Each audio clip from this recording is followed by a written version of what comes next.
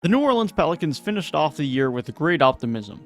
Brandon Ingram was playing the best basketball of his career. CJ McCollum was looking like an amazing addition, playing some of the best basketball of his career after getting out of a backcourt with Damian Lillard. Rookies Herb Jones and Josie Alvarado were playing fun and productive basketball. And it looks as though Zion should be healthy for next season and is prepared to sign an extension. So with all of this in mind, let's talk about the 2021-22 Pelicans, what to expect from their offseason and next season.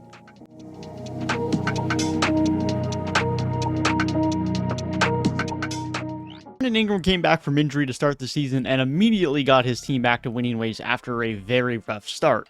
The Pelicans were 29-26 in the games that Brandon Ingram played in. His playmaking continued to improve over the course of the season, and if his three-point shooting that we saw from him in the playoffs is what we get throughout the regular season next year, then watch out.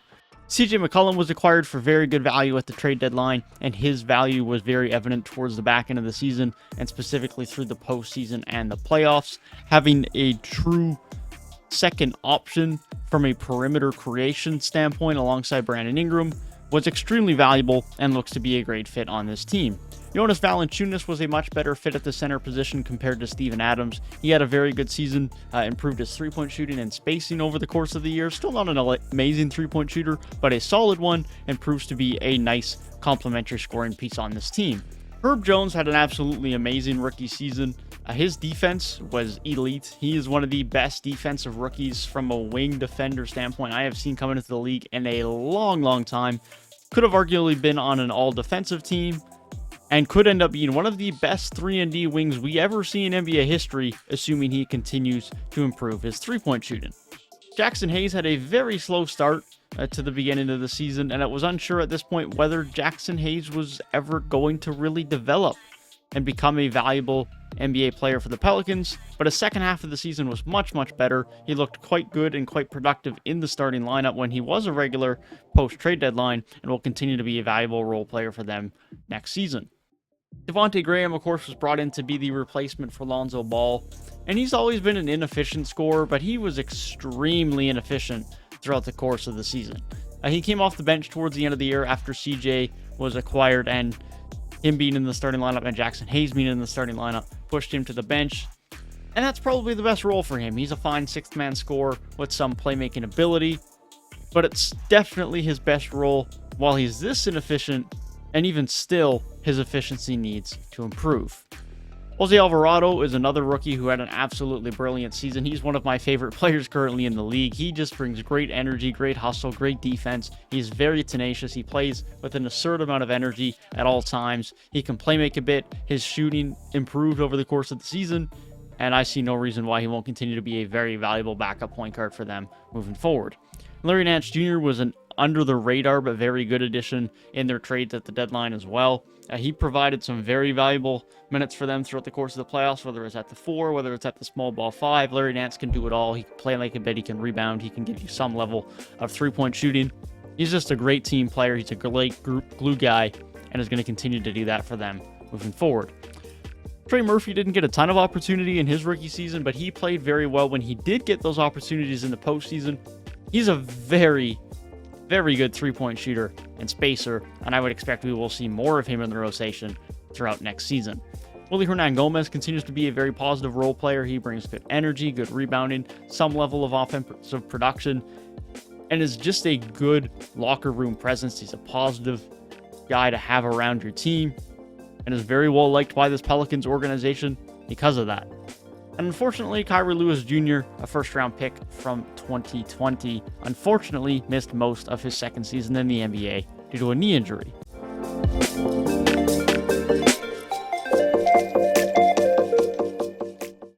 The 2022 offseason for the Pelicans looks like it'll be pretty boring. The Pelicans made their big splash with a big move to acquire another star or star-level player in CJ McCollum at the trade deadline. So they already made their big move. They have Brandon Ingram already on the roster. They have Zion Williamson already on the roster. Throw that alongside CJ McCollum. They made their star trade already, not to mention all of the very valuable role players they have around them. So there's no need for a star trade here in New Orleans. As far as any moves around the fringes, adding depth, adding bench pieces, Well, that isn't overly necessary either. The New Orleans Pelicans only have Tony Snell as a player who is not under contract for next season. Everyone else from last year's team will be returning to this Pelicans team, assuming they don't get traded. So they don't have to do anything significant here. They have their core intact for another season. CJ's here for another 2 years. Brandon Ingram's here for another 3 years. Zion Williamson is likely to sign an extension for another 5 years this summer. Their guys are locked up.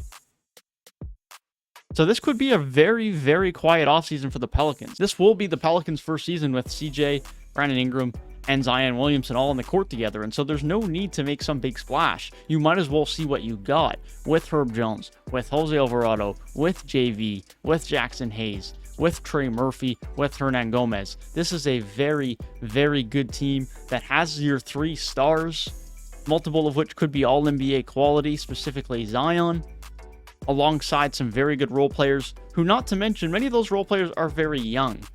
Sure, you have players like Willie Hernan Gomez and Larry Nance who are more veterans at this point in time in their career, but Kira Lewis is 21. Remains to be seen how good he will be, but he still has room to develop. Trey Murphy is going to be in his second year in the league at age 21. Josie Alvarado is going to be in his second year in the league next season, and the same can be said for Jackson Hayes. So this Pelicans team as a whole, from a star standpoint for Brandon Ingram and Zion Williamson, and a role player standpoint, is going to just continue to improve. They made their roster moves to improve at the deadline last year, acquiring CJ McCollum, acquiring Larry Nance Jr.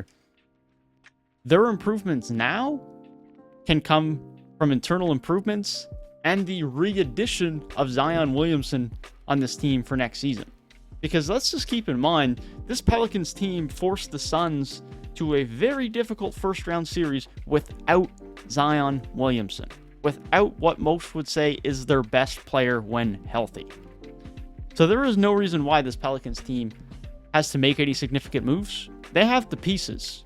They just need to wait, continue to let more development happen. And even as they wait for more development to happen, this team is already very competitive.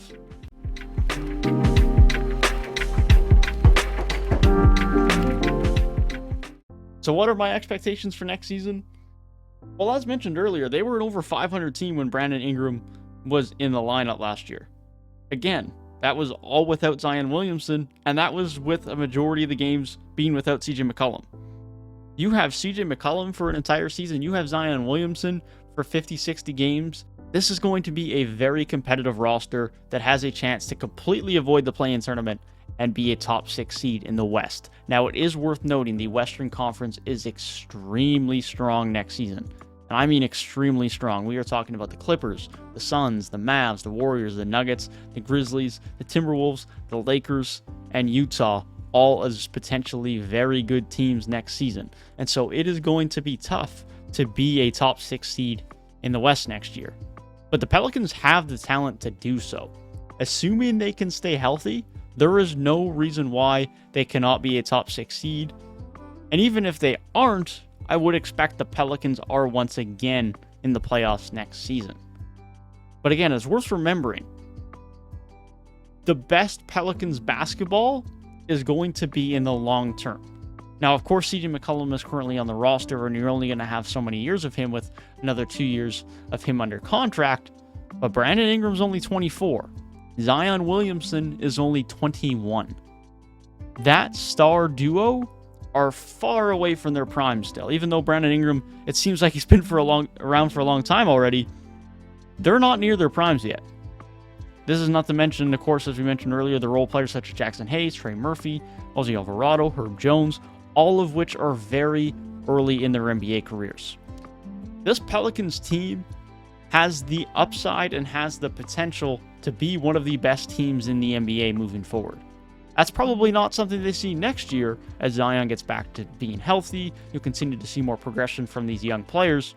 But as you continue to see that progression, do not be surprised if this Pelicans team is one of the threats at the top of the West, alongside a team like the Grizzlies, alongside a team such as the Mavs, for years to come over the next 5+ years. The future is very bright in New Orleans. They have their 2 young stars in Zion and Brandon Ingram, a veteran star in CJ, finally a good head coach in Willie Green, with great young role players around them. Pelicans are a must-watch next season as one of the most exciting teams to watch and potentially as one of the most dominant teams in the West. That is my thoughts on what's next for the New Orleans Pelicans. Be sure to leave your thoughts down in the comments below. If you did enjoy the video, be sure to leave a like and subscribe to the channel for more NBA content. Thanks for watching. Peace.